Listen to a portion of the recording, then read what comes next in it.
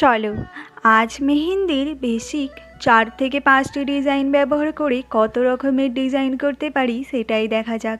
প্রথমেই লাইন টেনে দেখে নিতে পারো তোমাদের মেহেন্দি ঠিকঠাকভাবে পড়ছে কিনা, এতে ডিজাইনে আরও ইমপ্রুভমেন্ট আসবে। তারপরেই আসে হ্যাম্প।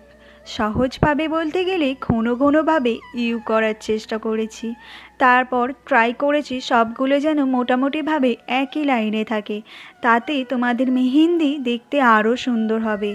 তারপরে আসে ডট। মেহেন্দির কোণকে 90 ডিগ্রি অ্যাঙ্গেলে ধরে হালকা প্রেসার দিলেই তো তোমাদের ডট একেবারে রেডি। তারপরেই আমি হ্যাম্পের মাঝে সার্কেল করার চেষ্টা করেছি। ছোট ছোট সার্কেলে অল্টারনেটিভ ওয়েতে প্রেসার দিয়ে ডট ক্রিয়েট করেছি, তাহলেই দেখো সুন্দর একটি ডিজাইন আরও একবার রেডি হয়ে গেল।